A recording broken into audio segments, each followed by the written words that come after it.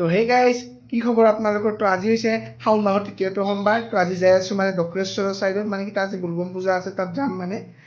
তো গাইজ আমি যাই আছোঁ ডক্টৰেশ্বৰ, বৰপেটা ভিল্লা পাৰ হৈ ডক্টৰেশ্বৰ পাই। তো ডক্টৰেশ্বৰ ৰাস্তা বহুত বেয়া। তো ফাইনেলি পাই আমি ডক্টৰেশ্বৰ মন্দিৰ, শিৱ মন্দিৰ চাওক গাইজ। আৰু ধুনীয়া চাওকচোন গাছবোৰ কি ধুনীয়া, আৰু ভাল সুন্দৰ পৰিৱেশ, কি ধুনীয়া বতাহ নদীৰ। তো আমি যাই আছোঁ মন্দিৰলৈকে দেখাই আছোঁ মন্দিৰটো। তো ইমুকে দেখা পাইছে মানে যদি দান বৰঙণি আগবঢ়াইছে, তেওঁলোকৰ মানে কি বেনাৰ মাৰা আছে, সকলোৱে দান বৰঙণি আগবঢ়াইছে। আৰু ইমুকে দেখা পাইছোঁ যে সংকীৰ্তন চলি আছে, সংকীৰ্তনত মই অংশগ্ৰহণ কৰিম বাৰু। কিন্তু ইমুকে সংকীৰ্তন পৰিৱেশটো কি সুন্দৰ হৈ আছে, এয়া চাওকচোন সংকীৰ্তন হ'লে অকণমান।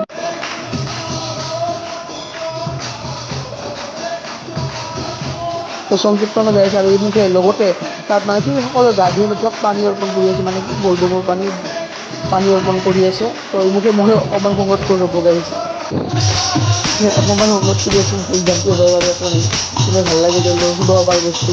তো ইমুকে আমিও গা ধুব যাম।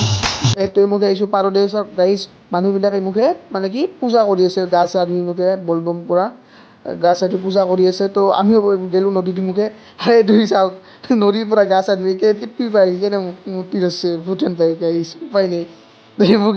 তো এমুকে আমি মানে মন্দিৰত আহিলোঁ, মন্দিৰত আহি মানে বাকীবিলাক দাদাসকলেও মানে কি পানী অৰ্পণ দি আছে, আৰু আমিও লগতে এতিয়া তো আমিও পানী অৰ্পণ কৰিলোঁ মানে শিৱলিংগত। এইটো শিৱলিংগত মানে তাত পানী অৰ্পণ কৰিব লাগে, মানে চাৰিওফালে ঘূৰি।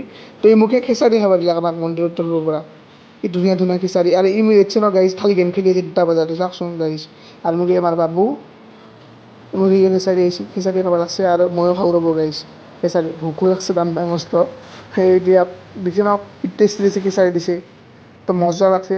আৰু মুখে মানে কি লাষ্ট টাইমত তো যাৰ আগে এটা আগত দেখি সেৱা কৰি লওক ন, এইটো আগত দেখি মন্দিৰটো লাষ্ট টাইমত। এতিয়া আমি ঘৰত যাই আছোঁ, ব্লগটো চাই কেনে ক'ব লাগে সকলো জনাব। বল বম।